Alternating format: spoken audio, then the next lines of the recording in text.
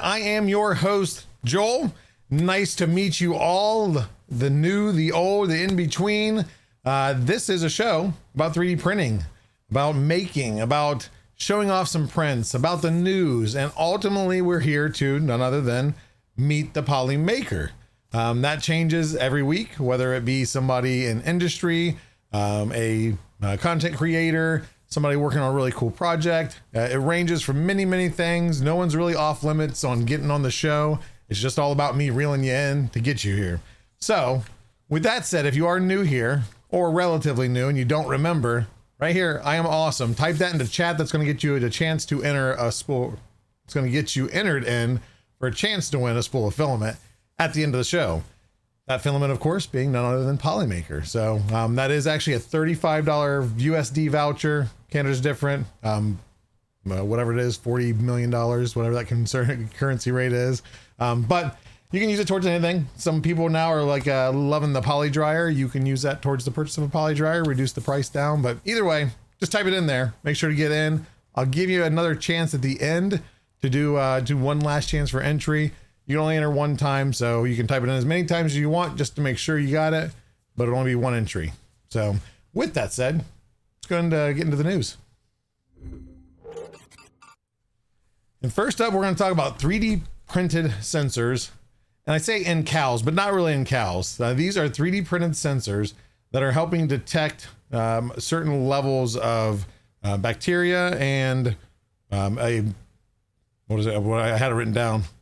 Subclinical hypocalcemia, which is easier said, milk fever. Of course, we talk about 3D printing in all these areas, health being one of them. That does not just health in humans, it's also health in animals.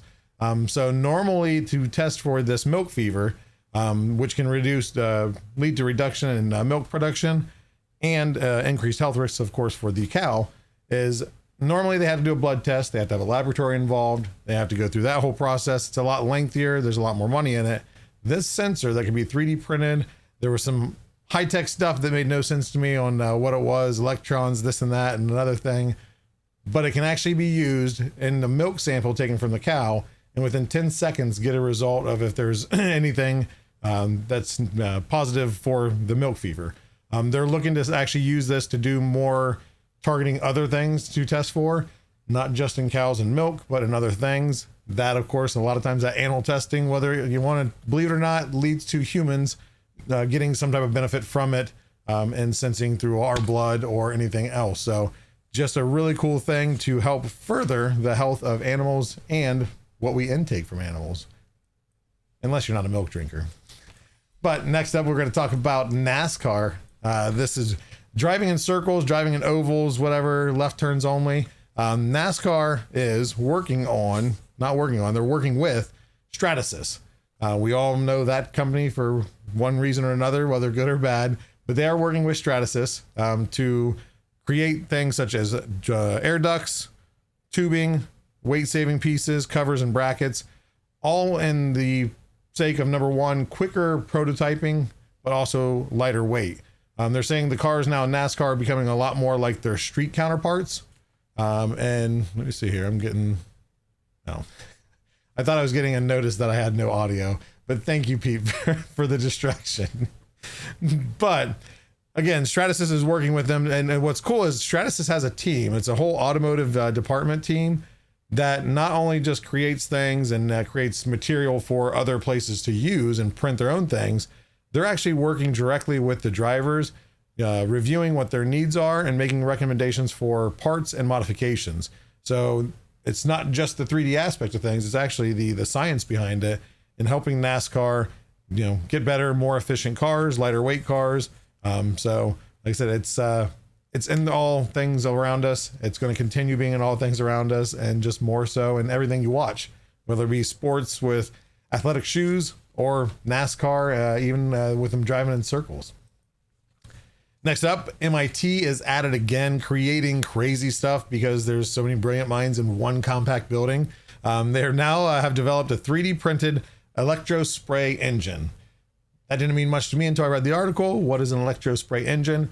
It's actually a propulsion engine that's a lot of the times utilized in maneuvering tiny satellites. So basically, if the plus side is it can be now produced aboard a spacecraft. Right now, most of those things have to be produced on Earth, taken up into space, do the whole docking thing, switch out, or just a whole new spaceship into space. That's a lot of money, especially if there's only certain parts that are needed. So also it's going to cost a lot less money than the parts they make now. But what it does is it applies an electric field to a conductive liquid, generating a high-speed jet of tiny droplets. So basically it's a tiny, high-pressured, high-tech, advanced squirt gun. I mean, that's the way I picture it, at least. But it will no longer have to be made, like I said, via the expensive, time-consuming semiconductor clean rooms. If you ever seen the big white rooms at NASA where everybody's got suits on and everything else, because even a speck of dust can mess with satellite manufacturing and things like that. That's how these normally had to be made. Now they're looking at the fact of being able to make them again in a spacecraft without all those high-end, high-expensive, not able to be built rooms in space. So advancing more and more every day. Next up, we have art and nature. This is actually an artist by the name of Raphael Imine. He has created a series of 3D printed ceramic sculptures, and they're not just for art. They're for art, but mostly for conservation and biodiversity, creating homes and creating basically safe spots for insects and small animals. So like what you see here, kind of gross if you don't like bugs, but rather than just being a capsule or something where they can all go inside, something can get to them, eat them, kill them, whatever. There's actually intricate paths. So kind of like their burrows that would normally make in the ground, and they can get up inside of it, get far into it, burrow in, and be safe from either the elements or from predators. Especially they can be placed. Number one, they are inspired by nature. They're designed to fit in with nature, so they can be put in different places, especially once scientists have determined maybe a possible endangered species of a small animal or insect. You can start putting these around their habitats, so that way they have somewhere else to survive rather than being preyed upon and going endangered completely. These are all 3D printed using wasps, LDM, and clay 3D printers, which we've talked about them. They do a lot of the concrete stuff. So with that clay, kind of the same type of thing. So wasp, of course, a very expensive printer, but they're doing great things for homes, not just for humans, but for insects. And last up, we're going to talk about Simply Print Beta. So I've recently come across this and actually set it up a account for myself, just to kind of mess with it. It is a cloud-based printer management system for whether you have one printer, multiple printers, a print farm, etc. It works with many other many printers. One big thing is they do work with bamboo printers, and the gentleman behind it, I've talked that they are actually in talks with Bamboo to retain all the functionality that they have within their print management system. So they said right now nothing is changing. So we'll see how that relationship goes, but it allows a lot of the more organized and neat setup. Right now you can actually go sign up for free at simplyprint.io. And I think it's a 7 or 14-day trial. From there, it can get expensive. It's anywhere from $9.99 a month on up to $39.99 a month, depending on how many printers. And then as you increase and add more printers, it can get quite expensive. I think if it was like 15 printers, you're looking about $52 a month. For Joe Blow on the streets, that's a bit of money. For somebody that's actually running a print farm, that's actually manageable. One really cool thing I thought was nice was it's actually compatible with the swap mod. We talked about that on a previous show where a gentleman over in Europe have developed, it was the A1 Mini, to be able to swap trays. So take a tray off once a print's done, load another one, and you just have a whole set of trays loading in. It is compatible with that. So if you're lucky enough to have that, right now I don't think the parts were sold in the US yet. He was looking at some certain regulations. I'd like to get my hands on one just to play with it, but it works with that. So especially on the print farm side of things, imagine everything having an easy remote setup, having everything start, run all by itself, and just you only have to touch it once every 24 hours. Pretty cool. It does work alongside Octoprint. So not a direct replacement right now, but I'm actually takes some of the features from Octoprint and utilizes them through the cloud. So if you're interested, go try it out. It's a trial. I didn't have to put a credit card number or anything in like that. So once that trial expires, you just lose access. And then you can buy it yourself if you deem necessary. But that is it for all of the news for the day. We're going to go ahead and swing on over to the show off prints. And all these prints are brought to you by our community members. They are shared on Show Off Prints channel in our Discord at discord.polymaker.com. If you have anything to share, whether it's good, bad, ugly, complete failure, simple as can be, share them. You inspire others on doing so. And a lot of times we get ideas when we have print block, we can't figure out what to print, even though there's a million models out there. You see something that somebody made, like, oh, they made that, I can make that. So head over there, share, make sure, I can't stress enough, if it's something available, put a link where to get it from, because a lot of people are going to want to know, that's a really cool print, how do I find it? Whether it's behind a paywall or not, you can link anything with that links to the model in that channel. So there's no restriction or guidelines there, as long as you're not spamming anything. You can share your own prints and everything else too, so it's a good way for modelers to get kind of some exposure. But just put all the information you can so we can give credit where credit's due. Anyway, long-winded, Frankenbee, who is always head-to-head with Tracksman25 in our Discord of who can print the next big thing. They both love printing really big things. They may or may not have some really big things in the works, so we'll have to stay tuned for that. But this right here is a company logo, somebody local to Frankenbee, who actually had their logo just converted into a 3D print. It's going to be used for a sign. So it's hard to tell here. It looks like it could just be this big, but it's big. It's really big. And I thought it just really cool how everything came out and has that like weathered map look. Just a cool detail out of a kind of a simple print. But again, Frankenbee with the big stuff. It is not available anywhere to download. I believe he did that for that company locally. So it's a private file at this time, which I don't know why you want to print that for yourself, but to each their own. Next up, I had no idea what this was, but it was really cool. And then I read the story that this is actually Huck Girl in, or Indiana might be short for, I'm not sure. And they shared this because this is their first multicolor print. And that is really awesome because it came out very well. And even though I don't have any clue what a Frosthaven game is, I would imagine like a D&D type game maybe. And somebody's going to be really upset that I maybe called that wrong, but but it looked really cool. Like I said, all the tiles and everything that go with it. It's a tracker board for that game. It is modeled by Ryan Kramer 4, and that model is available for free on MakerWorld.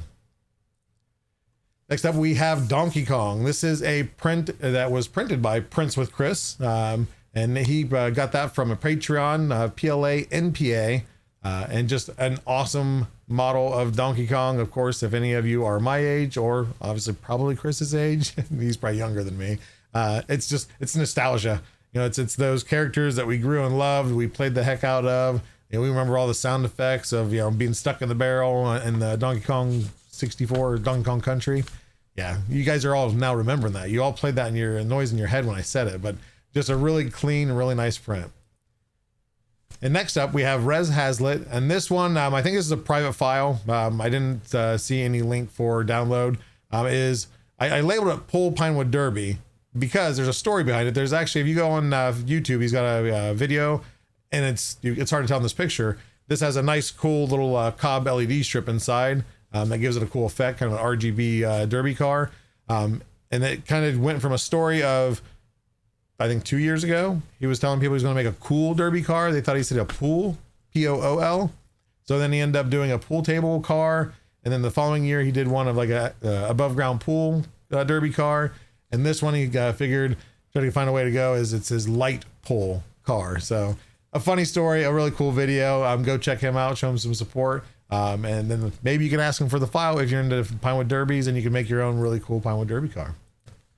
And last but not least, we have Tubin 3D over on our Discord. He has actually started modeling recently, and he has modeled these guys, the Bean Can Infantry, little miniatures, and they have replaceable arms with different weapons. He plans on doing more. I was reading kind of through the channels, and he plans on doing a lot more. He's trying to figure out kind of how he wants to go about releasing them. These are available on things right now to download. Very clean print if you're into miniatures. I said, I know they have 1.5 million uses. Go check them out. Like I said, it's hard to tell in this because there's a lot of blue, but they're very clean models, and I would imagine relatively easy to print because Tubin's a pretty smart guy, so he usually models to make it easy. But those are all of our prints that we're showing off for the day. We're going to be back here right after the commercials to meet our next maker, so stay tuned. Imagine owning some of the best songs about 3D printing this Discord has to offer. Polymaker presents 3D Printing Hits by Silverback and Little D, the best renditions of some of the greatest hits of all time. Hits like Hallelujah,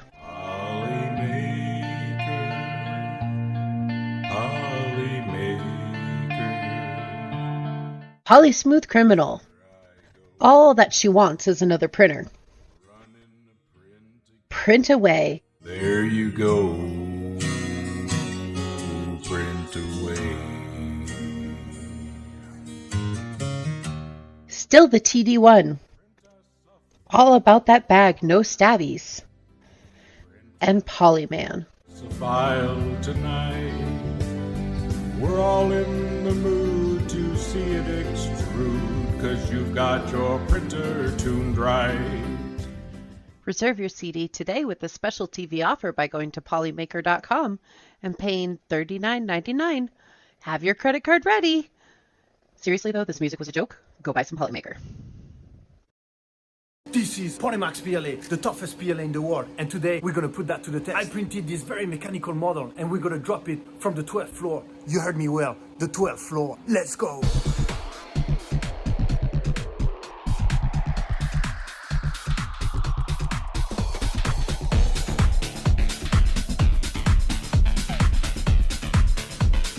Ready for the first drop in 3, 2, 1.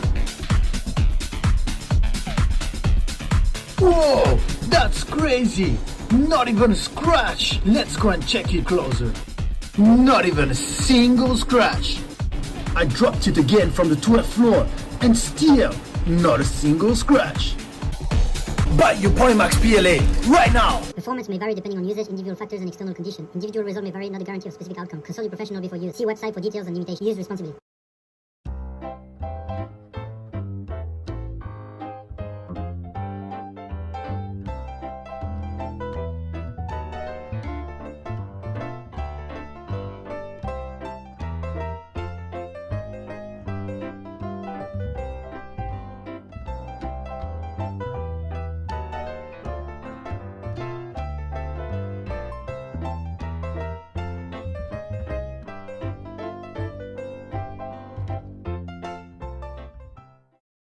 Have you had bad customer service with your filament provider?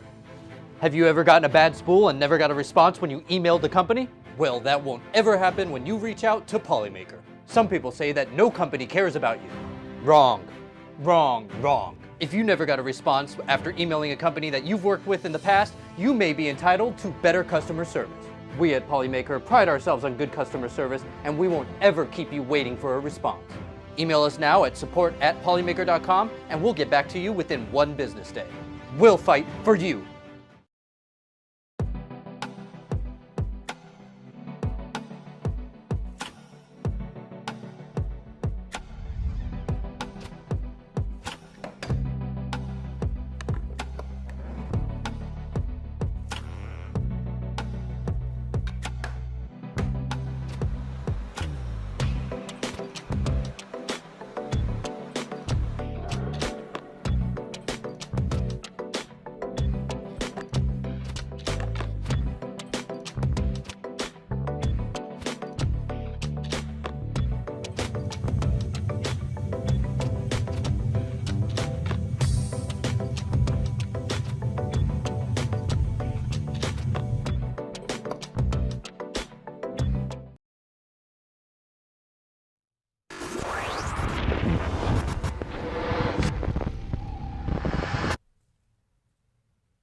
And welcome back to the show, everybody. I hope you enjoyed those commercials from some of our guys internally and some from community. Share your own commercials with us and you could earn $100 in Polymaker product.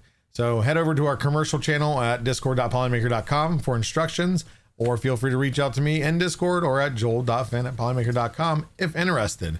But we're here, as we always are, every single week, number 50 in the books today, to meet another maker that does exactly that. They make in one way or another. So let's go ahead and head on over and let's welcome in Charles, or Alchemist Prince. How's it going, Charles? It's going good, man. How you doing? Not too bad. I got the name right? It's not Paul. You got the name or Fred. perfect. There we go. Yes. Hey, you're doing better than most people who meet me. Most people call me Joe for some reason. Oh, there you go. I'll try not to do that now that you put it in my head. Right. But welcome to the show. For those that don't know who you are, it's an unfamiliar face. Who are you and what do you do? Well, I am Alchemist Prince, as you previously stated. I do TikTok. I do things, and I honestly have a hobby that costs me more money than it should.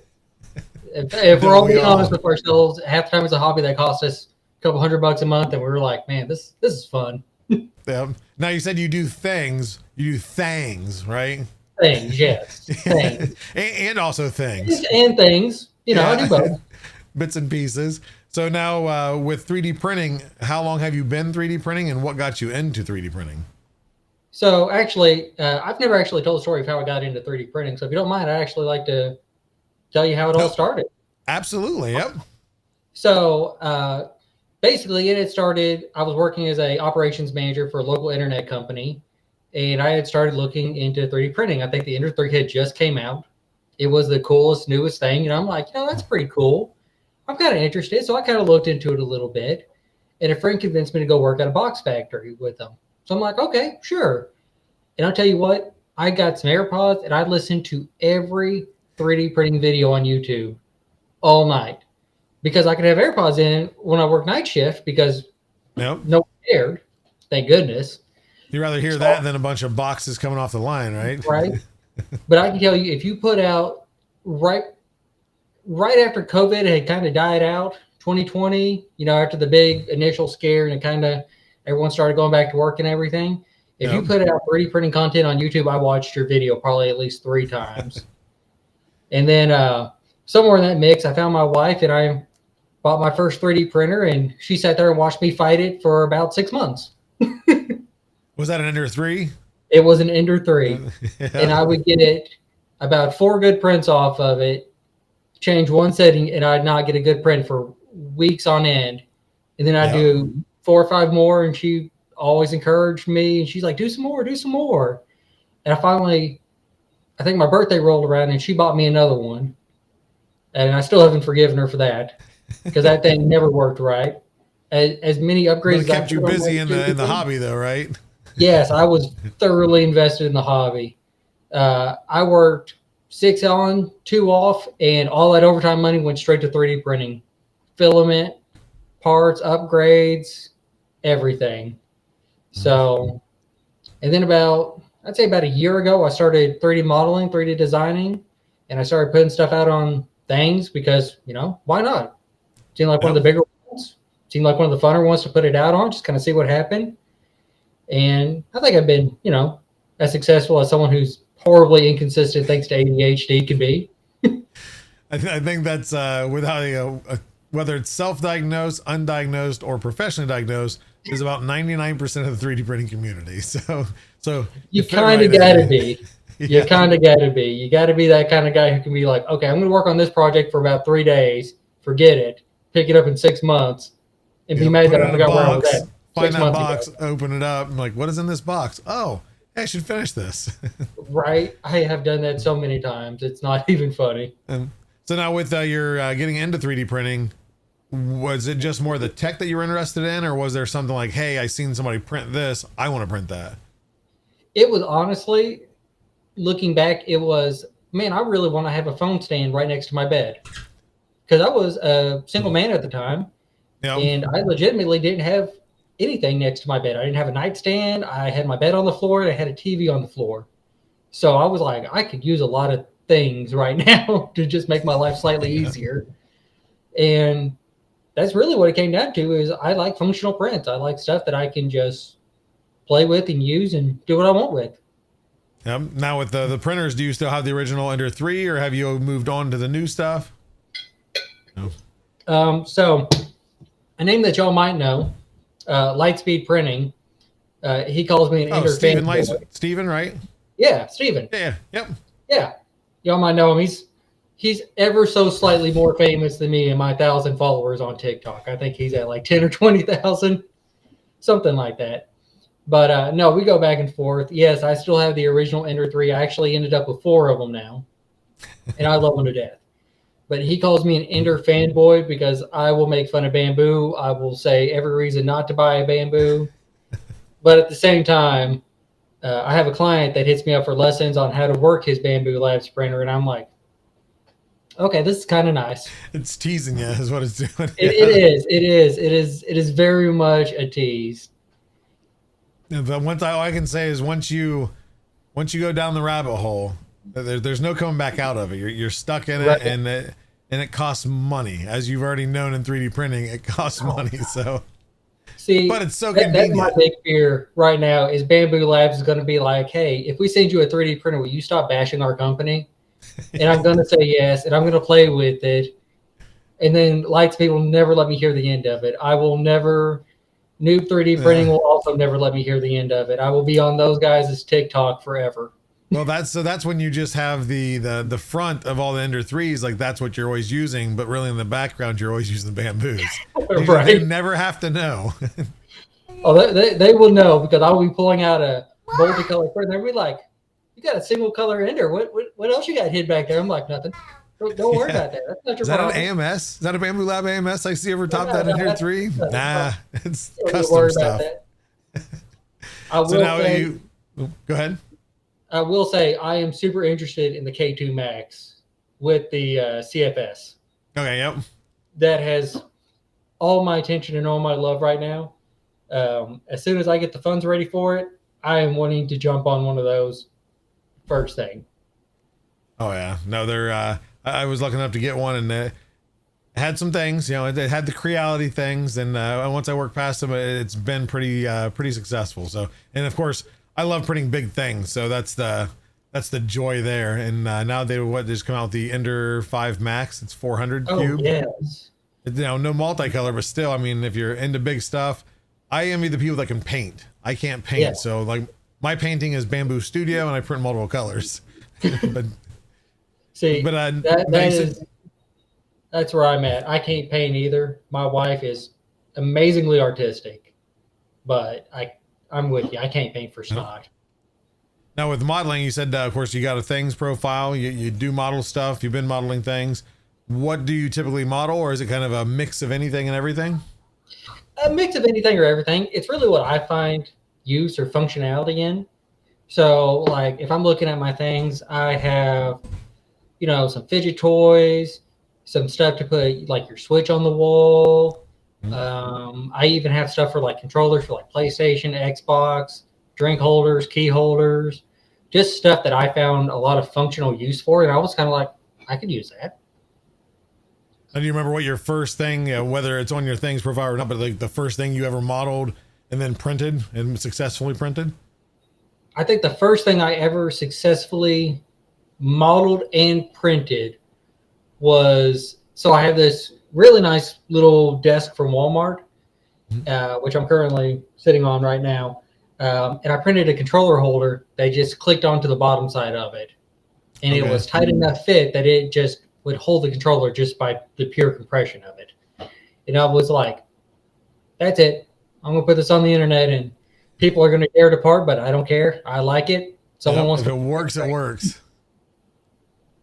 And that's the thing too, is it just when you create stuff that works functionality wise, not everybody. There's plenty of people that are opinionated that it doesn't look good, the aesthetics, the edges are this or that. But a lot of us just, if we can print it and know that it works, and like you said, something snaps up there and it fits just right. That's all we want is functionality. But there's always different crowds. You can never please them all.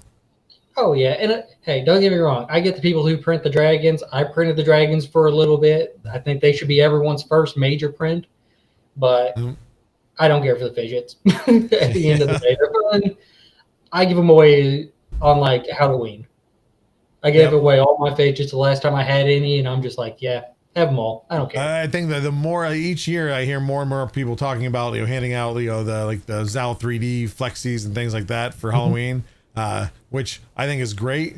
I would like to see, I would imagine here in the next few years, 75% of kids' bags are going to be different dragons and Zal 3Ds and whatever else. Oh God, yes.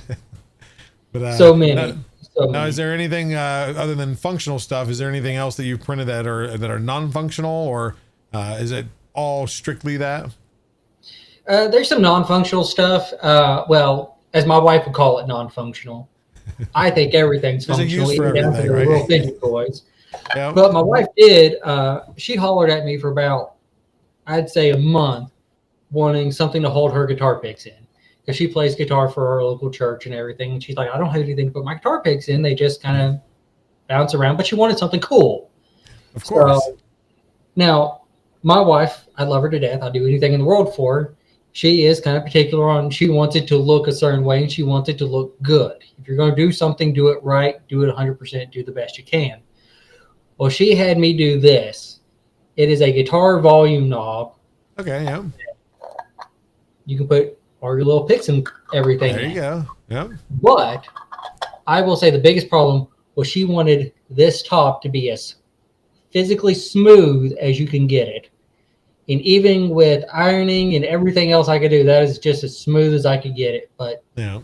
my God, it came out good. It took forever to get it to come out good, but when it did come out good, it came out good. And was she happy with it then? Oh, she loves it. Now This with is actually a failed prototype that she didn't want. And she's actually got the correct one actually in her guitar case about 20 feet away from me. Oh, so uses it then, yep. Now with her playing guitar, have you ever printed her the guitar picks? I have not printed her the guitar picks, mainly because she wants her picks so thin that I don't think I can even get a layer line started that thin. Just got to use the right material. Yeah. But now is I there? will say, Oh, go ahead. I do a lot of tech stuff on the side for my wife, like, just random tech things. And if you know what these are actually for like prying apart electronics. And I had these Little in a wedges. 3D print, just kind of using it as like, well, this is about a guitar pick size. Will it fit in the case? Everything like that. She takes it and starts using it as a guitar pick. And I'm like, honey, that's not a guitar pick. She's like, it works like a guitar pick. I can use it like a guitar pick. And I'm like, fair enough. Can't argue with you there, but stop it. But yeah, because those tools usually it's a little bit thicker in the middle and with an indent, but then the corners, the points are usually thin, like a guitar pick, aren't they? Yeah. So it's probably comfortable and then it works. I mean, honestly, I would use it. If I was rushing and I had to play guitar somewhere, I'd absolutely rush and grab one and be done. Yeah, especially if you're don't have the calloused fingertips to play the old school way. Oh yeah, no, I ain't got that. I got the nice 3D printer hands that only have one burn mark on them so far. Yeah, on each fingertip, right? Yeah, you gotta bring yourself in the right way. As we said, a rite of passage. Oh yeah, we were talking about that. It is absolutely a rite of passage. It's funny. So I've trained probably 20, 30 people on 3D printing. I actually hosted a class at our local library here where I'm at. Oh, awesome. Okay. So to train people, because a lot of people got 3D printers over the holidays, I would have anywhere from 5 to 10 people come in. A lot of people came back for multiple lessons, and it's just something I did for free for the community. But I told every one of them before they ever started up their printers, it's like, you'll burn your hand on the hot end. Every one of them looked at me and they're all like, I'm not stupid. I know it's hot. Yeah. It's called the hot end. And I'm like, okay, that's fine. Next week, come back. Let me know how you did. They all came back and they're like, we touched the hot end. I'm like, I knew it. Yeah, I knew we you all would. know not to. It doesn't mean we're not going to. Right. It's like working on a car. You know to let the car cool down. You know to wait a minute, but you're ready to work on it. You start working on it and you touch the manifold and there you go. You burnt We're your an hand. impatient bunch of people. What can we say? We really are. But I think nowadays too, with all the technology and all the fast printers, what I've noticed talking with, of course, people through the community is the new rite of passage almost seems like the where you go to reach in, mainly with, like I said, the new ones like the bamboo printers and everything, where you try to reach in, like pull a wisp or something off of a print while it's still printing, and you don't calculate how fast that print head's moving, and you get whacked in the hand with it. Ooh. And some of those hurt. And sometimes it's not just the hot end hitting you, it's the hot end hitting you, and then the nozzle's hot and burning you. So you get kind of a double action there. But I definitely don't recommend it for the FL Suns, the T1 and the S1, because those the head on those bamboos are dangerous, but those ones are ridiculously fast, and they just, you open that door and it's scary to even get, stand in front of it, let alone put your hand inside of it. Yeah, they're just going 90 to nothing, aren't they? Yeah, that's it seems the way we're going. The faster, as long as they can keep the quality, that's up to speed, and which again, we're the impatient bunch, so it's not a bad thing as long as they do it the right way. But we'll have to see where technology takes us. Well, I can tell you right now, the number one printer I want, technology-wise, that my wife will not let me have, is not practical for my tiny 2-bedroom duplex, is the Gigastorm Max. That new Elegoo. The Elegoo, the Orange Storm Giga. Yeah. Yeah. Yeah, that is not practical. That will not fit in my house. I don't even think the boxes will fit in my spare bedroom. But that's one of those things, though. Like you said, you don't need it, but like imagine the things I could print with it. The big one-piece prints, like it just, the sky's the limit, really, at that point. Well, and I wonder if there's going to be a model double that size. That they're going to be like, as long as they have the stability, because I know was Ivan Miranda. I think he did 1,000 millimeter by 1,000 by 1,000, because the Orange Storm is 800 by 800 by 1,000. Yeah, it's just I don't know. I mean, that's of course, I guess there are the bigger ones that they industrial wise, and what is it? I think MIT has the one where they did the boat, and there's ones with robotic arms. So maybe those will come down lower price for consumers, but I think that consumer price is still going to be in the tens of 20s of thousands of dollars. So maybe not attainable for most of us.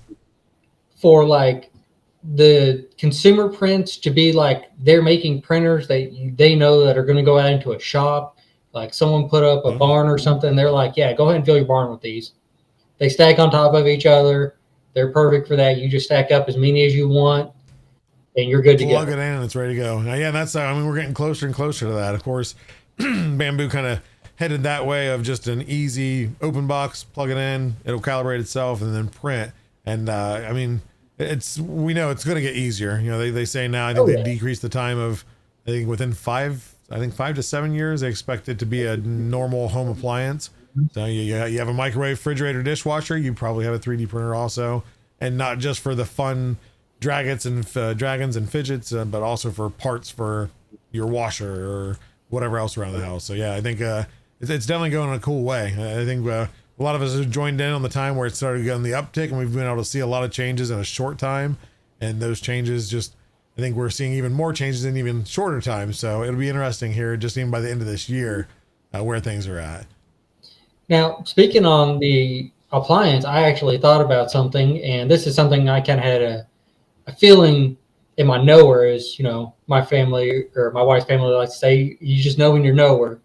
I feel like eventually they will start putting in like utility closets that are just 3D printers. Oh yeah, 100%.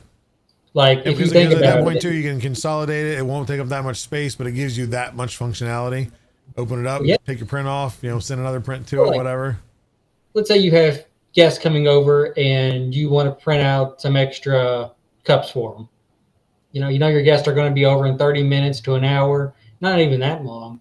You go ahead and you just say, hey, Siri, print up 12 cups in red. Yep. And you just automatically, it knows to print 12 cups in red. You go to the closet, pull them out, good to go.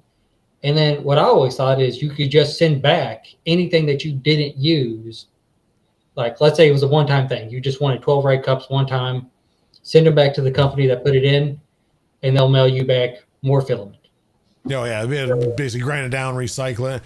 Which, honestly, I know that a lot of companies are working on having a desktop version that will recycle your filament. So we might even have just in that same closet might be another machine that you just put your prints in, grinds it up, process it all through there, and bam, you just, for the most part, have an endless supply, once you buy that initial chunk. But yeah, we'll have to see where it goes.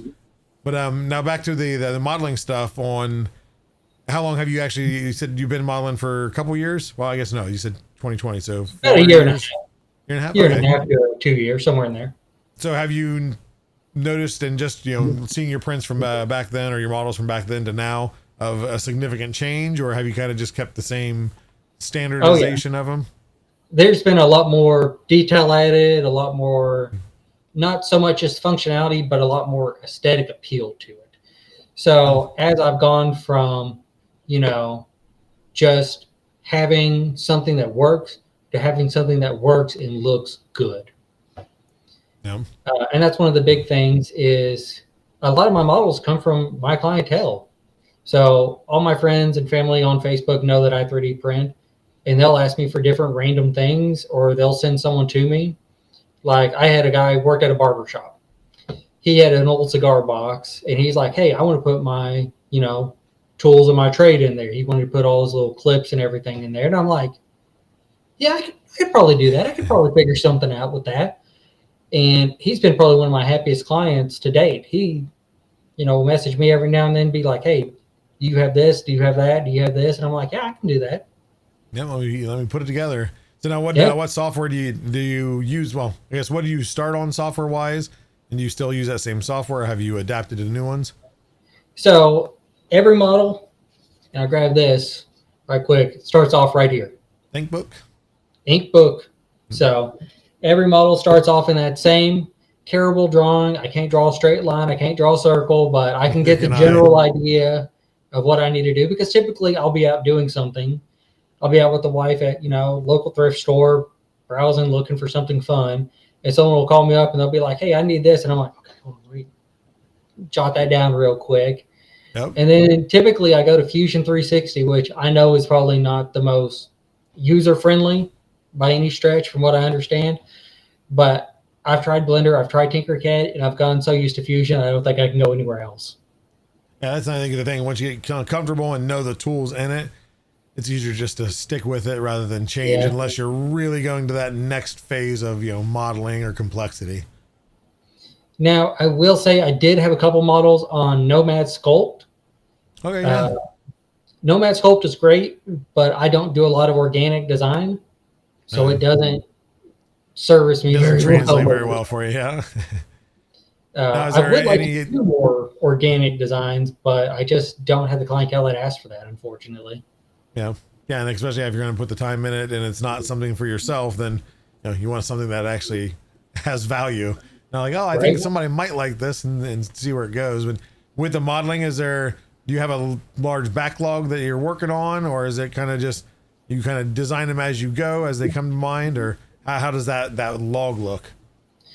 So I do have quite a few designs that I'm looking at putting out and doing and making, but a lot of the time it's just finding the motivation to do it, to get on, sit at my desk, start working on it, start doing it.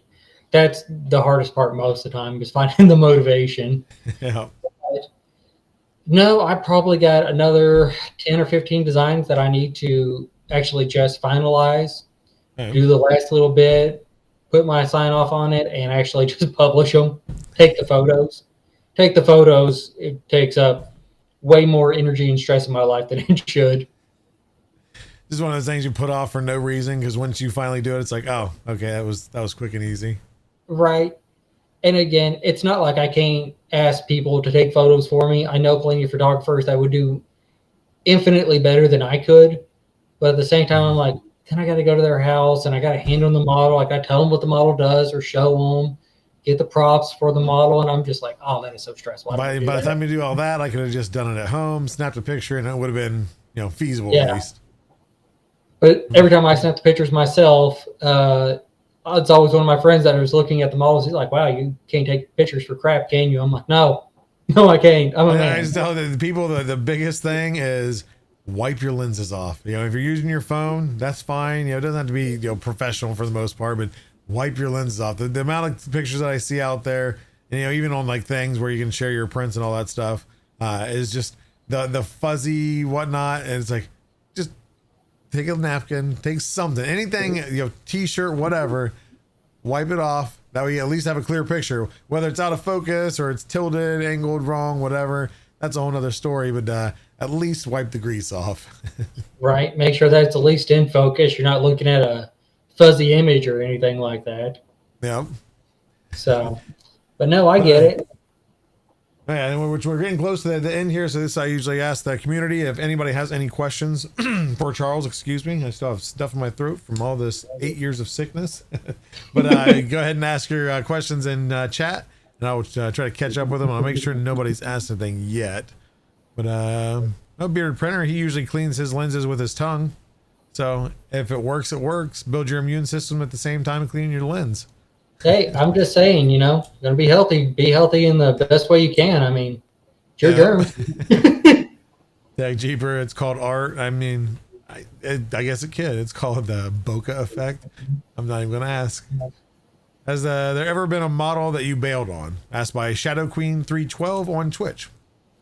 Yeah, absolutely. There have been many models that I have thought was a great idea until I started working on them, and then I've absolutely thrown them out the door. I've thrown them out windows. Kicked them, stomped on them. Yes, I think me and a friend, we took one model. I could never get it to open and close right for whatever reason. It was stupid. And he's like, "Hey, you want to go to the gun range?" I'm like, "Yes, I have something I'd like to shoot right now." And we lit it up, and it was the best thing I could have ever done. A good stress reliever, right? Yeah. Right? Let's see here. A lot of drone pilots are lens lickers. Nice night train. I'll keep that in mind next time I go to an FPV convention. Shrimp Father told me Shrimp Father told Shadow Queen to ask.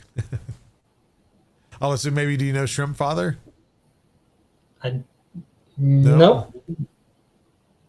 Let's see here. Make sure nothing else comes through. I may know him by a different name. Nah, that's true too. Yep. Okay. Which and I like to end things here is with some rapid fire questions. Not too crazy, but just kind of fun, short answered questions. Before I ask that though, X-Alt 3D Designs, what's your favorite print? My favorite print, okay, this is going to sound real basic, but it's the Cali Dragon. I love my Cali Dragons. I don't know why. I've never cared for the Benchy, but I will print Cali Dragon even when I'm not trying to do anything. Like if I'm literally just waiting on finishing off a model, I'll start a Cali Dragon for no reason. Now, do you have a collection of them throughout littered through the workshop, or do you throw them out when you're done? Honestly, so I have a cat. We call her Grandma. She has stolen 98% of my Cali Dragons.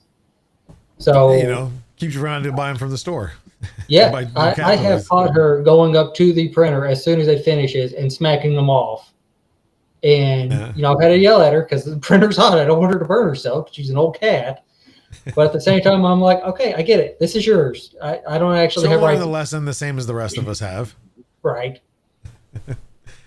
Let's see here. On the other side. No. Okay. I'm trying to be more active. Oh, no, I appreciate it, Shadow Queen. Thank you. It was just worded that way. I'm like, okay, you must know him. But okay, we'll get to the rapid fire questions. I always start off with the same couple. First off, what is your favorite filament, whether it be a color or a surface effect or both? So my favorite filament is glow in the dark. I love glow in the dark. I know it eats my nozzles up. I know it runs like crap 98% of the time. But when I do get it to run, I am so excited. I run in and jump like every time. There you go. You get like giddy school kid. Like, look at this. Look how awesome this is. After you charge it up with a light. I've done the same thing once or twice. But the second question, similar to what was asked, but instead of your favorite print, though, is what is the one print that you're most proud of? And this could be also model in your case. The one print I am most proud of is probably my first Cinderwing Dragon. It took me forever to get it to stick down. It took me forever to figure out how to get it to go down on a glass bed. And I think I ended up giving it to my mother-in-law. But I was so proud of that one. That one was definitely by far my favorite. Awesome. And then next question would be, if you had unlimited build size and unlimited filament, what would you print? Life-size Mewtwo. I would absolutely print a life-size Mewtwo from Pokemon. I don't know where I'd put it. I don't know what I would do with it, but I want one so bad. Just put it in the corner of the bedroom. I'm sure the wife won't mind. Oh, yeah, no. She won't mind a giant alien creature staring at her every morning. She'll love it. Yeah. Next question is, with modeling, do you take any inspiration from any other modelers, or did anybody inspire you to start modeling? Maybe through your podcast that you listen to. The one that inspired me the most, and I kind of hope he's not listening, would probably be Noob 3D. I watched him start his modeling, and I'm like, man, I got to do this. I got to do this. And I liked watching his models and his things. And I mean, he never did anything. I didn't think anything super crazy or super wildly out there, but I'm like, man, this guy's just doing it and I need to be doing it too. There you go. You take inspiration from many things. So I'm with you right there. And Yeah. last off, if somebody's looking for maybe a catalog of random functional prints, whether it be phone holders, key hangers, wall hangers, where can one possibly go? Do you know anybody? Well, there's this little site called Alchemist Prints on Things. So you just go to things.com/Alchemist Prints. You go there. That guy's got a bunch of random crap on it, but sometimes it's useful. Sometimes it's cool. Yep, you might find something, especially on the more models you have. There's probably at least one that speaks to everybody. So that is all I have. I think I'd like to give the stage to you for 30 seconds or so to shout out any socials. Where can people follow you, find you? Of course, we got the things already in there, but I give the stage to you to let them know where to find you and follow you. So if you do want to follow me, you do like the nasally white guy voice, and you want to see me fumble through making stuff, go follow me over on TikTok. It's Alchemist Prints. And I post a little inconsistently. I'm trying to get better at it. But I'm always excited to have people, and I will answer every question with a video. I promise you, I may regret that later, but I will do it. The rules may change as things grow, right? If I get to 100,000, I think the rules will have to physically change. Yeah, or you better start hiring staff that looks like you, and they can do the videos.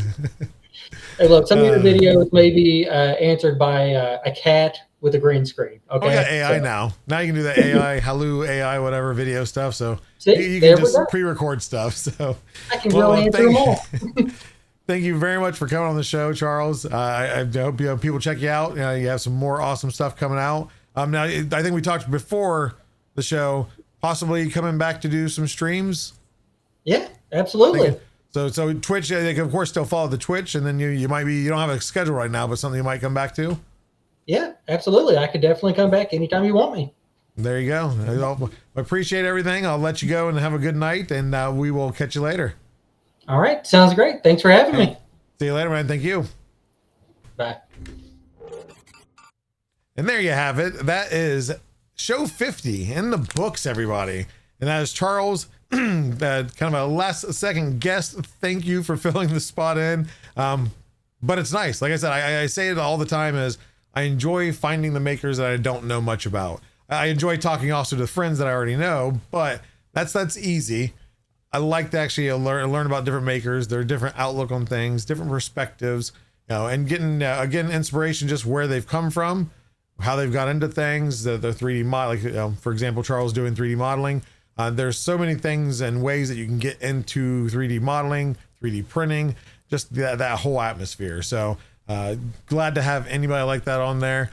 We have many more shows to come. We're almost 52 weeks consecutive. Will we have anything planned? Who knows? Maybe I'll wait until last second to have a guest then, but I've got some ideas. I got the feelers out for some people. We'll see what happens. But until then, type in I am awesome. Right now, this is going to be the last chance to type it in. I say that, but I'll say it one more time right before I do the drawing. Type in I am awesome. If you think you've done it or not sure, do it again. Cloud Dancer 1, type it again, but with awesome, make sure to do an O instead of a U. That way you get in there. But I mean, you can do it multiple times. It doesn't take away tickets. It just enters you one maximum ticket per person. But as always, thank you guys for coming to the show. We have other things you can watch too. We have Polymaker Figurines Project led by Antoine Dimensions, and he is doing Pokemon, and he's actually on version 2 for this year. And he's already going through that to where every 2 to 3 days the video is released. And once that video is released, the model that he is showcasing is available for free on Maker World that you can download and print multicolor or solid color, however you please.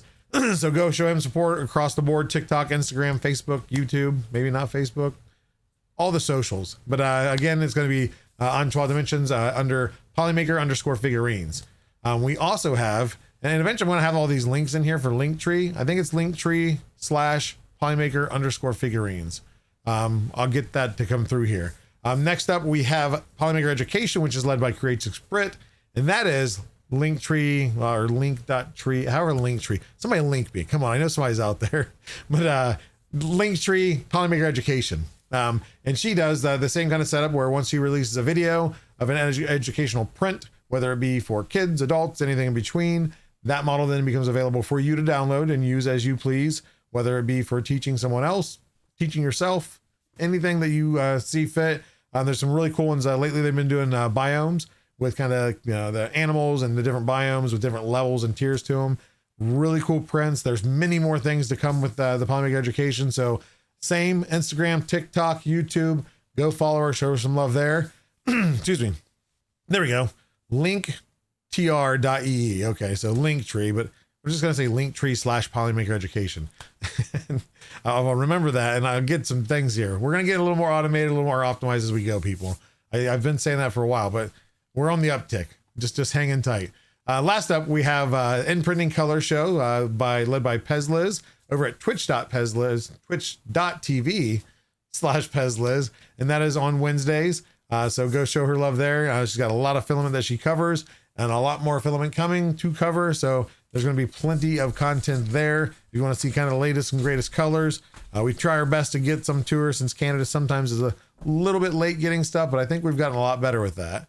But we also, we have another thing to add. We have a new Polymaker Labs, or Polymaker Lab, not Labs, Polymaker Lab, again on TikTok. And I think somebody created one on YouTube. But that is going to be led by Sean, our head of user market research. He's a guy that works for Polymaker. He does a lot of things, pretty smart guy. He is doing videos now, or should I say the Polymaker scientist is doing videos, just teaching people some tips, tricks, etc. You'll also see that the gentleman on our website eventually to help guide people that are having issues or people that are new to 3D printing and not sure of all the different materials. You know, when you have 400, almost 500 plus products, it can get overwhelming. He's there to guide you. So that's coming soon to our website, but go follow him on TikTok now. People are already following him. He's getting some views. He's got some big goals for that channel. It's some fun stuff. He's got a whole new backdrop. So that is the latest project. Again, it's going to be Polymaker Lab. And that is on TikTok and YouTube if you can find it. I think you're going to hear me more push the TikTok thing for various reasons. Some no. But other than that, we're going to switch over to the giveaway. Why I'm giving you the last chance, the real last chance to enter. I'm going to find out. We're going to raid out to somebody, and I got to see who is live. Who is live? You better get your stuff in now. If you haven't entered, you better enter now. Da-da-da-da-da. Should we have a musical version of Meet the Polymaker in the future? It's like a Broadway musical. You can say yes, but it won't happen. Or you can say no and make really mean comments and hurt my feelings. Okay, let's see here. Why doesn't this ever work when I go into makers and crafting?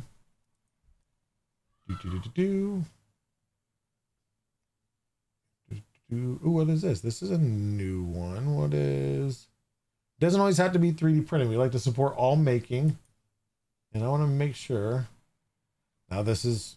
See, when I'm interested, when I click on their channel and right away what they're showing off, I'm interested in, that's who I want to rate out to. And this is somebody different we haven't rated out to. It is Texas Hula. Looks like he is doing some woodworking. A banded walnut bowl, which he just showed off, which looks absolutely amazing. There we go. It is marked for intended for mature audiences. Looks like a pretty relaxed guy. Maybe he curses here and there, just as a heads up. But get it in there because we're getting ready to do our drawing in 5, 4, 3, 2, and 1. Oh, Crafty Alexandra knows Texas Hula. Or Hula. I seen him there. So make sure after we do this drawing, make sure you show him some love. Tell him Polymaker says hello and go give him some support. But congratulations, CGS_creations. Make sure to reach out to me as Builder's Mark put it on there, joel.finn@polymaker.com. Or message me on Discord if you're in our Discord at discord.polymaker.com. And until then, keep those beds leveled, those nozzles flowing, that filament pushing through, and we will see you here next week at 7 p.m. Eastern Standard Thursday. Have a nice night, guys. I'm trying to find my mouse. I was trying to see you later, everybody.